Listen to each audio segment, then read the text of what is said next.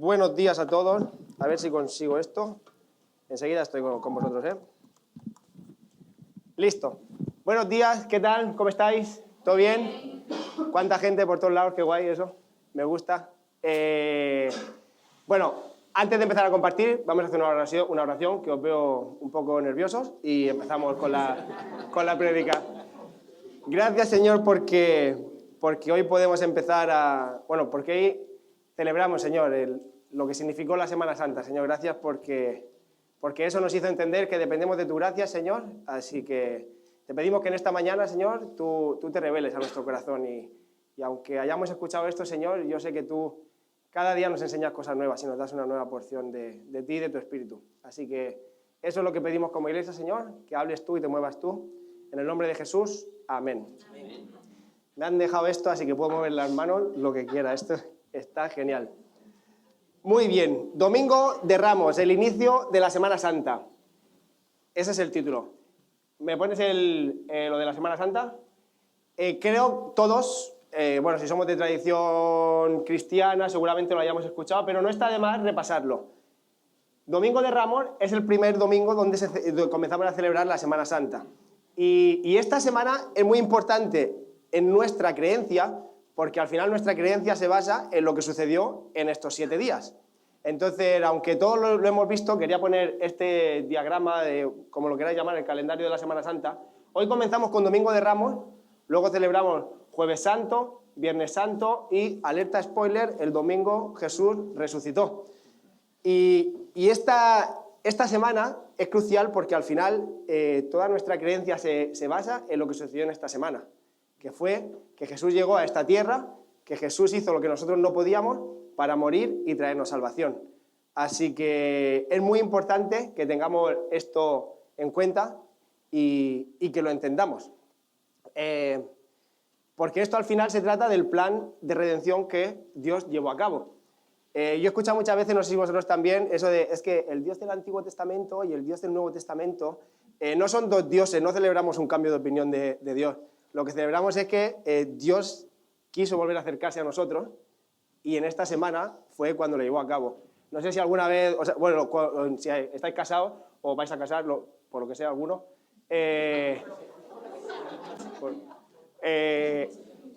lo habéis escuchado también mucho, es que un año entero preparando la boda y pasa súper rápido. Pues imaginaos 500 años preparando la muerte y la resurrección y todo sucedió en esta semana que entramos a celebrar hoy. Y eso, no me quiero extender mucho en esta parte, pero al final es eso, lo importante es que hoy comenzamos a celebrar que Jesús llevó a cabo el plan de la salvación hacia nosotros.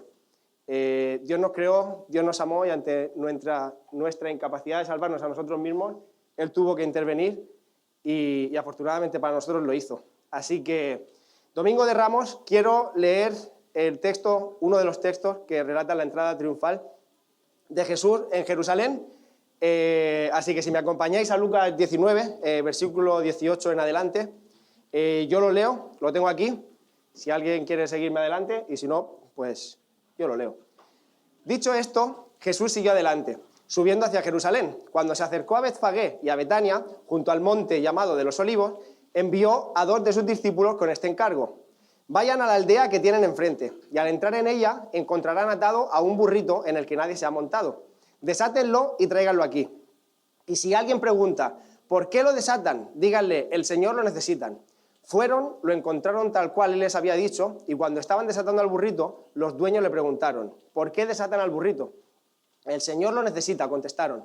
Se lo llevaron pues a Jesús y luego pusieron sus mantos encima del burrito y ayudaron a Jesús a montarse.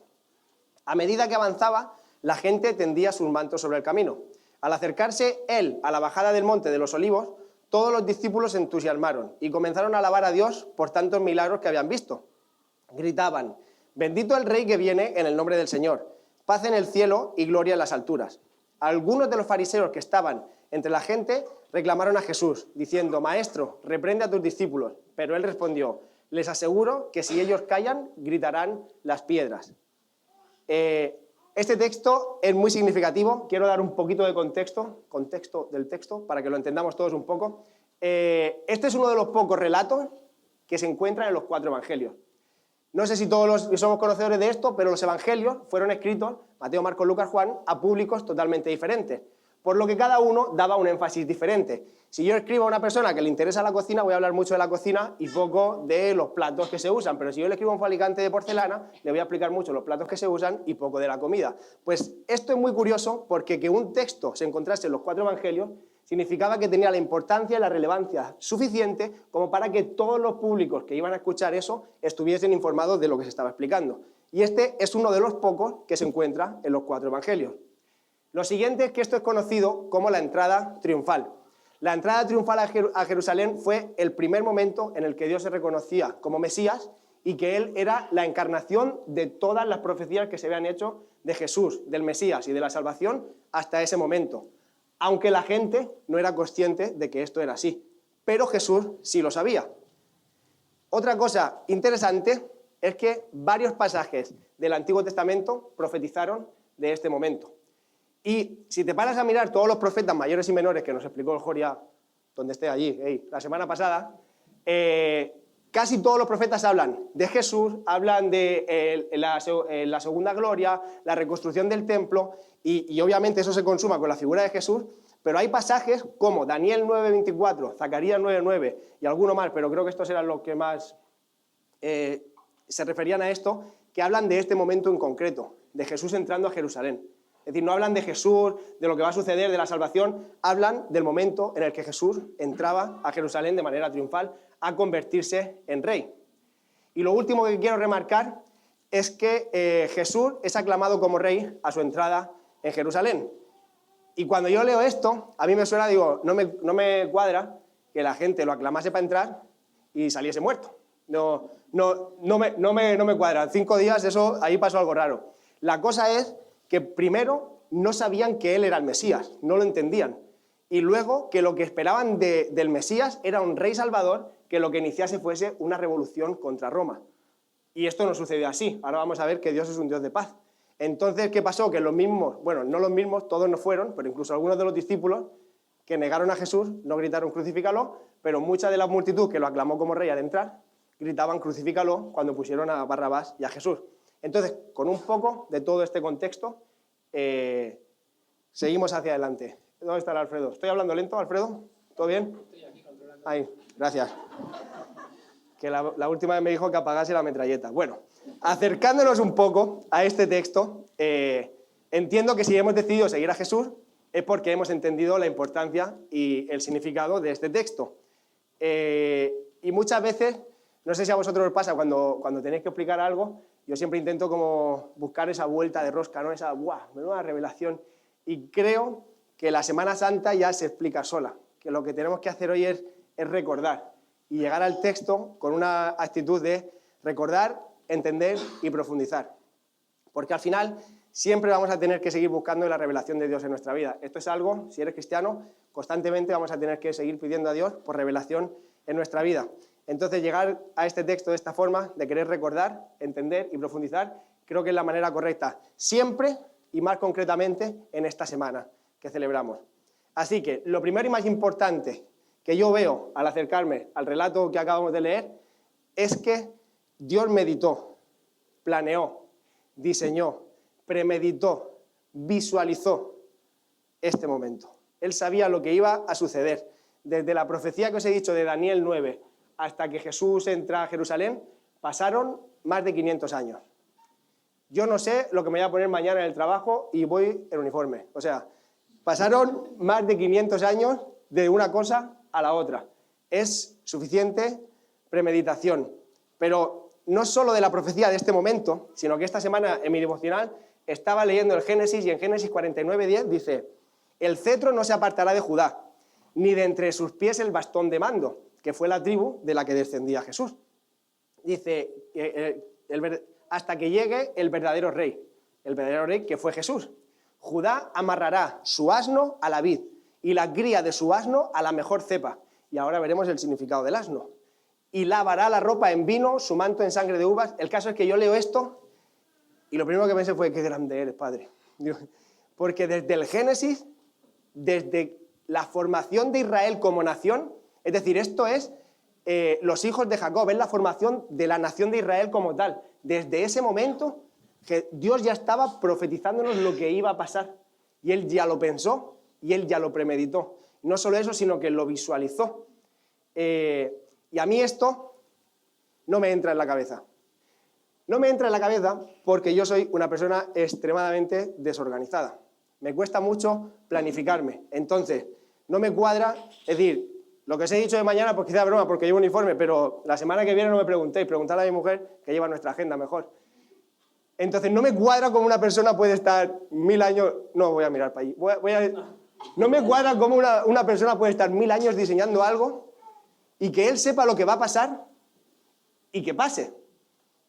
Yo, cuando mi mente no da hasta ese lugar, y creo que a todos nos sucede en cierta manera, ¿qué hago? Asumo que Dios piensa como yo. Digo, en lugar de yo intentar subirme a la mente de Dios, digo, seguro que Dios piensa como yo, seguro. Y no me miréis así, que tenéis cara de que pensáis lo mismo también. Entonces, me imagino a Dios tal que así. Como cuando una persona llega por sorpresa a la casa del Alfredo y el Alfredo no ha preparado nada para comer. Pero el Alfredo coge un puñadito de arroz, 2 champiñones pochos, nata líquida de montar, importante el detalle, y te hace un risotto de setas espectacularmente improvisado. Y tú dirías, madre mía, pero qué bien hecho está este plan. Pero ha sido una improvisación sobre la marcha. Yo me imagino un poco a Dios así. Ahora, si me acerco a esta historia, lo que me acuerdo más es de Moy que de Alfredo en este aspecto solo, ¿eh? En este aspecto, porque Moy te manda 20 mensajes cada semana. Iglesia, estamos emocionados del encuentro de hombres que vamos a tener en octubre de 2026, todos juntos. Y luego te dice, oye tío, para el encuentro de hombres de 2026, ¿tú puedes llevarte la guitarrita? Es decir, que no se le escapa ni un detalle, lo tiene todo planificado. Pero si queréis ir un pasito más, mi esposa tiene diseñado, estructurado, pensado, premeditado lo que va a suceder el resto de nuestra semana hasta 2037. Ella tiene puestas las metas, las submetas, los pasos y lo divide por días para llegar hasta ahí. Entonces, a mí en mi mente me da taquicardia cuando veo eso. Digo, ¿cómo puede ser? Porque hay muchas variables, hay muchas cosas que pueden fallar, hay algo que puede salir mal. No pasa nada, porque si algo varía o sale mal, nos sentamos y recalculamos todo hasta 2037. Entonces yo, en este aspecto, soy el Alfredo sin cocinar, ¿vale? Y me doy cuenta de que Dios se acerca a esta situación de una manera mucho más como Moy o como Carla harían. Lo podemos hablar en clave de humor para poder entenderlo todo mucho mejor, pero yo me imagino a Dios en el Antiguo Testamento viendo todo lo que estaba sucediendo y en mi impaciencia me imagino a Dios soñando, visualizando el momento en el que Jesús entró a Jerusalén en el burrito, en el momento en el que todo empezó, su plan de salvación hacia nosotros comenzó a llevarse a cabo, porque eso significaba que de nuevo podía volver a acercarse a nosotros sin ningún tipo de intermediación. Ponía su presencia y el poder acercarnos a Dios de una manera de nuevo cercana, como antes de que entrase el pecado en nosotros. Entonces, si Dios le dedicó tanto tiempo y tanto esfuerzo a diseñar este plan, cuando leemos la Biblia siempre hay una premisa a tener en cuenta. Seguro que los que habéis estudiado un poco de Biblia os lo han dicho. Si algo se repite en la Biblia 2 veces es que es muy importante. Por lo tanto, si dedicó el Antiguo Testamento entero a pensar, profetizar, premeditar esto, ¿cuál será su importancia crucial a la hora de nuestra fe? Y la importancia de este momento es que lo que Jesús estaba haciendo o estaba a punto de establecer era una nueva realidad eterna en la tierra. La realidad que iba a establecer era que por primera vez Él se iba a proclamar rey, cumplidor de todas las profecías que se habían dado. Era el Mesías que la gente estaba esperando y en este momento que Jesús está entrando a Jerusalén, es la primera vez que vamos a ver a Jesús autodenominándose rey. En Mateo, por ejemplo, que es otro relato de la misma historia, dice, la multitud, que era muy numerosa, tendía sus mantos en el camino y otros cortaban ramas de árboles y las tendían en el camino. Y la gente que iba delante y la que iba detrás aclamaba, diciendo, Hosana al Hijo de David, bendito el que viene en el nombre del Señor, Hosana en las alturas. Cuando entró en Jerusalén, toda la ciudad se conmovió diciendo, ¿quién es este? Porque no lo conocían. Y en el mismo relato que hemos leído de Lucas, leemos como dice, algunos de los fariseos que estaban entre la gente reclamaron a Jesús y le dijeron, Maestro, reprenda a tus discípulos. Y él respondió, les aseguro que si ellos se callan, las piedras gritarán. Por primera vez Jesús se reconoce como el cumplidor de estas profecías, como el rey. Y me encanta la frase que dice, si ellos se callaran, las piedras gritarían. Porque si nosotros no éramos capaces de entender que nuestro diseño era única y exclusivamente para darle gloria y alabanza a Dios y a Jesús, el Creador, la propia creación de Dios tendría que hacerlo si nosotros no lo hacíamos. Y esto me es bastante llamativo, porque al final estudiar este texto me encanta, pero si lo traslado a la vida en la que vivimos, yo no veo un mundo, lo voy a enfocar de otra manera, veo un mundo en el que a la gente le encantan los títulos. No sé si estáis de acuerdo, pero creo que sufrimos de titulitis. Yo soy Social Media Strategy Designer, el que sube las fotos a Instagram. Yo soy CEO and Global Manager de la empresa. Autónomo, eres autónomo, ¿vale? No. Yo hago running un montón. Sales a correr y te pones de colores. En fin, no tiene más historia. Vivimos en un mundo que nos encanta y subes, yo qué sé, voy al gimnasio y hago body pump y power lift y ¡buah! ¿Sabes? Y lo que Jesús hace es darle la vuelta a todo esto. Porque Jesús llega y antes de decirse nada, sirve. Y antes de hacer nada, ama. Y antes de decirse como cualquier cosa, lo demuestra. Y nos enseña el ejemplo de obediencia. Nos enseña lo que es más importante. Nos dice de qué os vale ganar el mundo entero si perdéis la relación con vuestro Padre que está en los cielos. Y cuando hace todo eso y nos lo enseña, entonces entra a Jerusalén después y dice, pues yo soy el Hijo de Dios y soy el que cumple las profecías. Y creo que esto es lo importante de entender de esta parte, que primero Jesús demostró y luego se coronó como rey, como lo que ya era, pero primero nos dejó el ejemplo puesto. Y hoy, en el momento del final, que muchas veces oramos, vamos a hacer otra cosa distinta. Pero se me ha ocurrido que para que esta semana podamos ir pensando en casa, os voy a dejar una pregunta, ¿vale? Unas tareas para que en nuestro devocional podamos ir meditando en lo que significaba este momento y la Semana Santa. Entonces, pregunta de examen, ¿qué importancia ocupa en tu día a día la decisión de Jesús de ir a la cruz? Ahí la tenéis. Y ahí también. Porque podemos confesarnos creyentes, podemos incluso haber hecho la oración de fe, podemos haber aceptado a Jesús en nuestro corazón y no ser conscientes de que eso espiritualmente nos transforma, de que somos portadores de gracia, de que ahora nuestra labor es amar, de que no vamos a por la titulitis, sino que nosotros lo que hacemos es imitar a Jesús en todo. Y parecen preguntas muy simples lo que voy a hacer, pero a mí me han hecho reflexionar mucho esta semana y cuestionarme cosas de mí mismo, por lo que ¿qué importancia ocupa en mi día a día la decisión de Jesús de ir a la cruz? Es decir, ¿condiciona el entender que soy salvo por la gracia mis actos de cara a mi día a día, con mi familia, con la gente del trabajo, en los lugares donde estemos todos? Esta pregunta os la dejo, si os la queréis ir apuntando, si no luego le pedimos al hombre que nos mande un mensaje y listo. Pero si continuamos con el texto, vemos cómo la entrada a Jerusalén de Jesús cumple todos los estándares de la entrada de un rey a su ciudad. Y me explico. En Israel, cuando hacían el ritual, o como se llame, de sentar a un rey nuevo en el trono, entronación sería, había una serie de elementos que se desmarcaban como esto es exclusivo del ritual de entronar a un rey nuevo. Por ejemplo, uno de los elementos era la unción, ¿vale? Si vemos, por ejemplo, el rey David lo ungió Samuel, siempre era por un profeta o un sacerdote. A Saúl lo ungió Samuel. Vemos cuando Salomón es ungido como rey, lo ungió el sacerdote Sadoc, si no me equivoco, sí, exacto. Y incluso los 4 evangelios, que hemos visto la importancia de que se relaten los 4 evangelios, pues los 4 relatan, por ejemplo, cuando María, la hermana de Lázaro, ungió a Jesús con el perfume de nardo. Esa es la simbología de la unción de Jesús. Por lo tanto, uno de los elementos que había en las entronaciones de los reyes era la unción. Explico todo esto para que lo entendamos un poquito. Otros elementos eran, por ejemplo, desfiles o procesiones del rey hacia el trono real.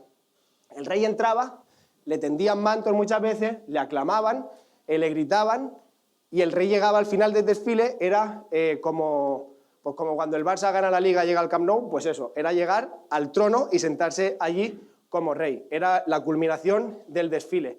Y había aclamaciones al nuevo rey, y todo esto era un conjunto de actos ceremoniales que se dedicaban a los reyes.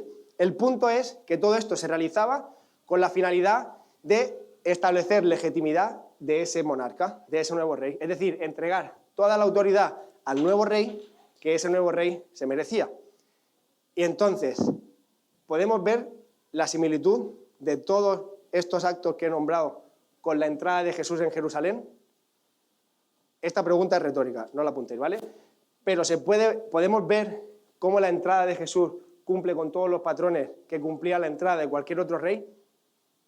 Pero, si bien los desfiles de los reyes acababan todos en un trono, es muy interesante ver en qué lugar acabó el desfile de Jesús, o el desfile, la entrada. Digo desfile para que nos imaginemos un poco la entrada de Jesús en Jerusalén. Mateo 21, del 10 al 12, dice: cuando Jesús entró en Jerusalén, toda la ciudad se conmovió. ¿Quién es este?, preguntaban. Dice: este es el profeta Jesús, de Nazaret de Galilea, le contestaba la gente. Jesús entró en el templo y echó de allí a todos los que compraban y vendían. Volcó las mesas de los que cambiaban dinero y de los que vendían palomas. Esto me hace mucha gracia, siempre me imagino a Jesús ahí volcando las mesas, pero esto no tiene nada que ver, ¿vale? El desfile real de Jesús no terminó en ningún trono. El desfile real de Jesús terminó en el templo de Jerusalén. Y esto es muy significativo, porque el templo de Jerusalén era el lugar donde estaba la presencia de Dios, donde se encontraba la presencia de Dios. Ese templo era el centro de toda actividad religiosa judía. Ahí se hacían los sacrificios y es donde todo lo religiosamente trascendental sucedía, era en ese templo, en el templo de Jesús, en el templo de Jerusalén. El resto eran las sinagogas, pero eso era el templo. ¿Y por qué era necesario que terminase ahí? En ese templo, el domingo que viene, vemos como el velo se rompe y todos podemos entrar a la presencia de Dios, pero en ese templo era donde residía la presencia de Dios. Lo que estaba simbolizando Jesús era que a través del sacrificio de Jesús, la presencia que se encontraba contenida en ese templo iba a llegar hacia todas las personas a través de la figura del Espíritu Santo. Repito esto, que es importante. Lo que Jesús estaba simbolizando, acabando su entrada en Jerusalén, en el templo de Jerusalén, era que la presencia contenida en el templo, a través del sacrificio de Jesús, iba a llegar a todas las personas mediante el Espíritu Santo. Por eso vemos la importancia de que Jesús acabase su entrada triunfal en Jerusalén en el templo. Lo que Jesús está haciendo al acabar su desfile en ese lugar es alterar el orden de nuestra relación con Dios, le está dando la vuelta. Ya nosotros no tenemos que hacer los sacrificios, automáticamente el sacrificio está hecho. Y nosotros llegamos a encontrarnos con la presencia de Dios. Por lo tanto, lo que está haciendo Jesús es establecer un reino nuevo en la tierra que ningún otro ser humano va a poder establecer. ¿Por qué? Porque el reino que Jesús estaba estableciendo al entrar en Jerusalén de esa forma era espiritual y era eterno. Y ninguna persona en la tierra, por más capacidad que tengáis, ninguna persona va a poder hacer eso, establecer en la tierra un reino espiritual y un reino eterno. Lo que Jesús hizo fue venir a ser rey de lo que nosotros no podíamos alcanzar. Y si lo podemos alcanzar hoy es por esta entrada de Jesús en Jerusalén. Entonces, pregunta de examen, por si queréis apuntar: ¿estoy disfrutando de la presencia de Dios que Dios puso a mi alcance? ¿De la presencia de Dios que Jesús puso a mi alcance, perdón? ¿Estoy disfrutando de esa presencia? Y repito, parecen preguntas muy obvias, pero muchas veces no son tan obvias, porque nos olvidamos de que eso está a nuestro alcance. Y, Jessy, luego hay otra pregunta. Si le quieres hacer la foto a la siguiente, pues así ya tienes las tres juntas. Lo digo, para todos también. Muchas veces parece obvio, pero no es tan obvio, porque nos olvidamos de que eso está a nuestro alcance. Y cuando no nos damos cuenta que eso está a nuestro alcance, empezamos a vivir sin eso y lo malo es que a veces nos acostumbramos. Entonces, recapitulamos un poco, vemos la entrada, la importancia que le da la Biblia al momento de la entrada de Jesús en Jerusalén.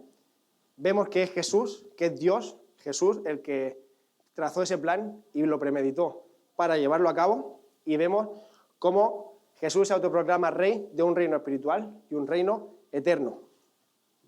Pero no solo esto, sino que Jesús sienta las bases de cómo ha de ser el nuevo reino espiritual que está instaurando en la tierra. Porque una de las partes importantes de esta entrada es que Jesús entró en un asno. Le llama un pollino de asna, un asno pequeñito, en Murcia, el burrico, ¿vale? Entonces, os enseño un poco en el Antiguo Testamento qué significaba, que se ría Adam, para mí es la culminación de esta predicación, de verdad. En el Antiguo Testamento, el significado de los asnos, ¿vale? Hubo un tiempo que en Israel no gobernaban reyes, sino que eran jueces. Entonces, la similitud es la misma, ¿vale?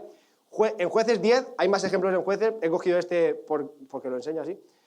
Jueces 10 dice, a Tola lo sucedió Yair de Galaad, quien lideró a Israel durante 22 años. Tuvo 30 hijos, cada uno de los cuales montaban su propio asno, y todos gobernaban en su propia ciudad. Y en Primera de Reyes 1, 32 al 34, es cuando Salomón lo hacen rey. Y dice, David ordenó, llamen al sacerdote Sadoc, al profeta Natán y a Benaías, hijo de Joiadá.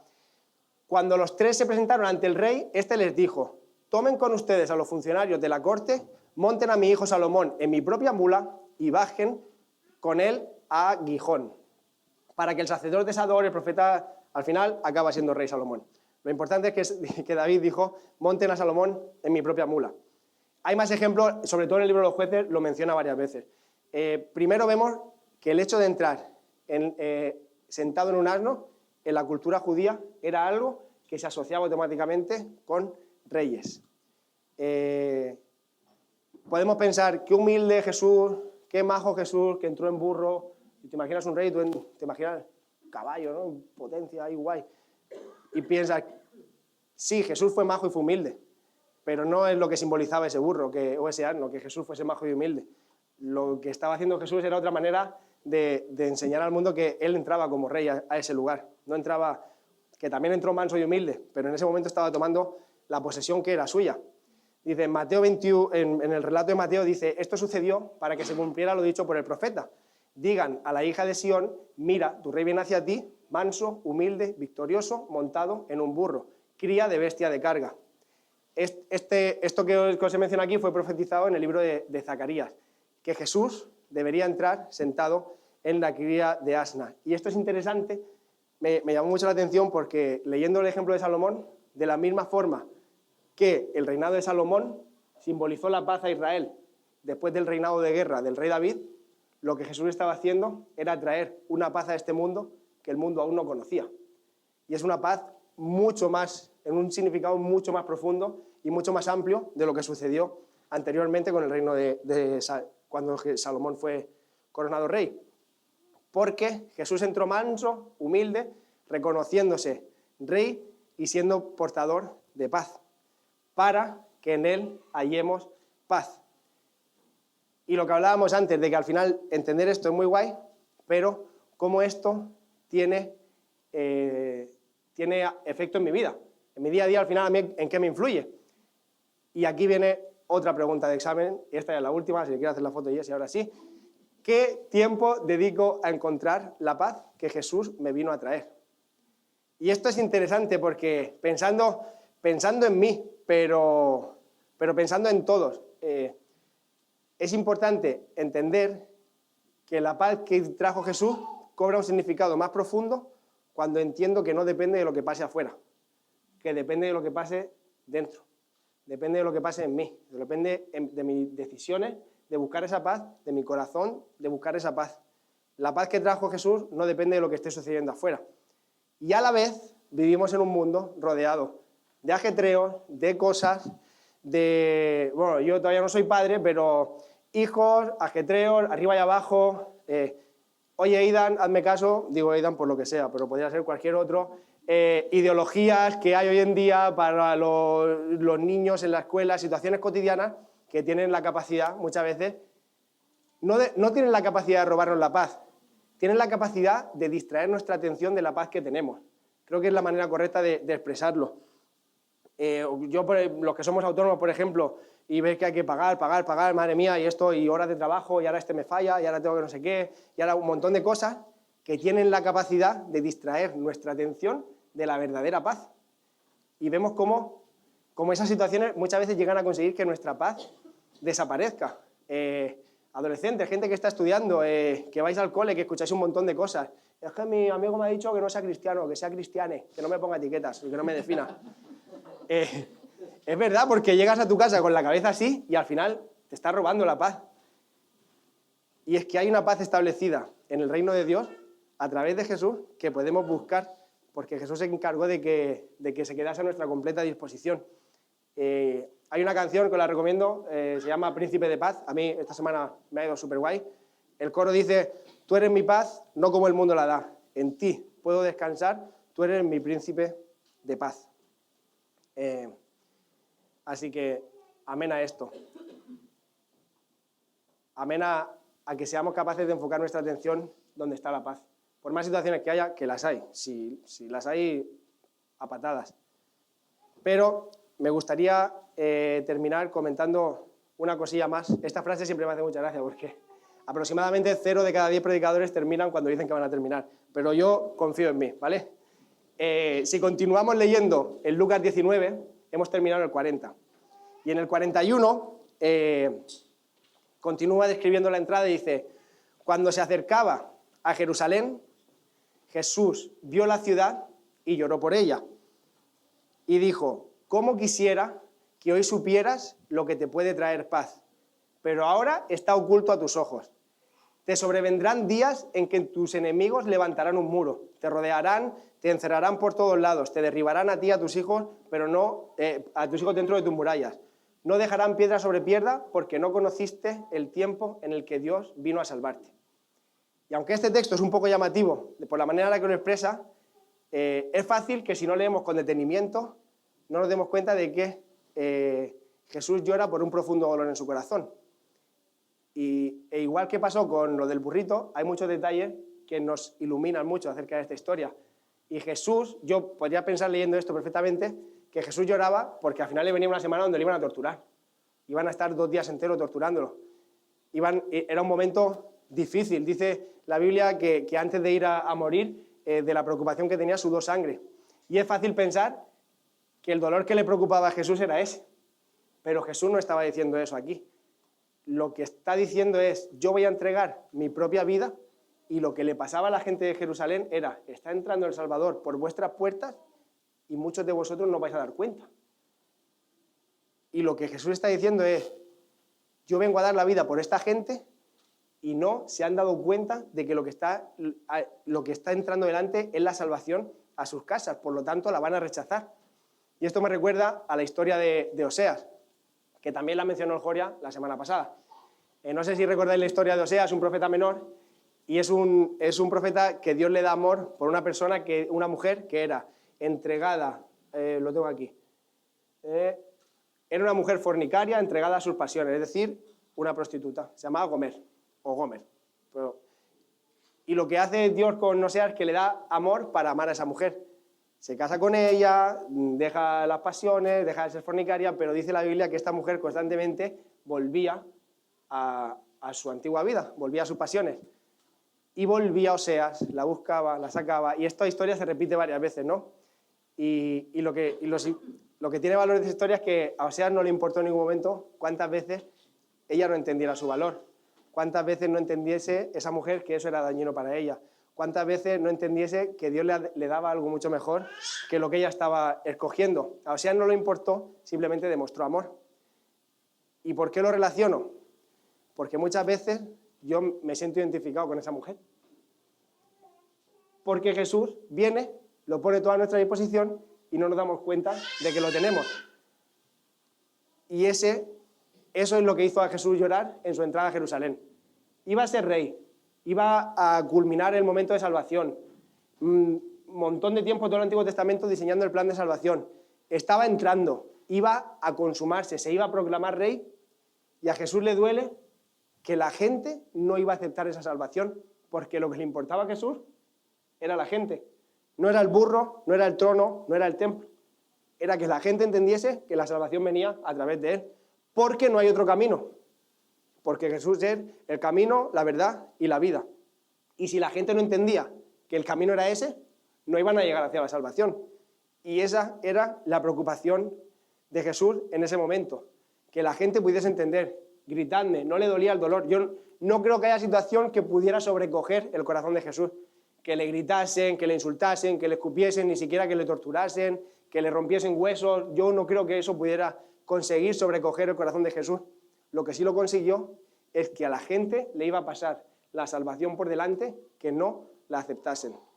Y entonces, esta no es pregunta de examen, pero sería bueno recapacitarla. ¿Soy conocedor de esto? ¿Soy conocedor de la salvación de Jesús?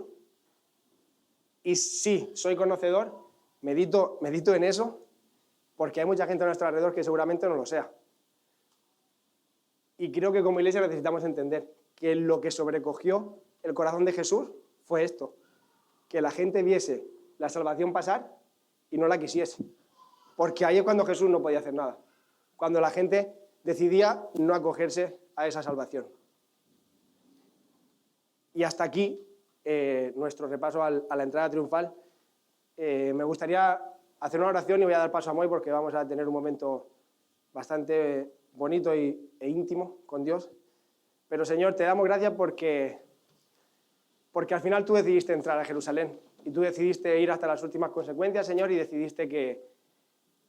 tú decidiste que nosotros lo merecíamos, Señor, porque seguramente no era lógico, pero tú decidiste venir y poner tu salvación a nuestra disposición. Así que, Señor, yo hoy te pido que este mensaje, que esta historia, Señor, que esta representación de lo que tú hiciste, cale tan profundo, Señor, dentro nuestro, que no podamos salir de aquí igual. Señor, que hayamos entendido tan profundamente que tu amor es para todos, Señor, y que necesitamos compartirlo. Que a ti lo que te duele es que la gente no te conozca, Señor. Así que te pido, Señor, que tú reveles, Señor, la porción de tu Espíritu que tienes que revelar a cada uno de los que estamos aquí hoy, Señor. Que entendamos, Señor, que es por tu gracia y es por tu misericordia, Señor. Y eso, Señor, nos ponemos en tus manos, Señor, y confiamos en ti. Queremos, Señor, ver realidades cambiar, Señor, a nuestro alrededor en los siguientes días, Señor, y también, obviamente, semanas y años, Señor, pero que acabemos la Semana Santa diciendo, conozco más a Dios, Señor, amo más a Dios, estoy más cerca de Jesús. Gracias, Señor, por tu regalo. Amén, Padre.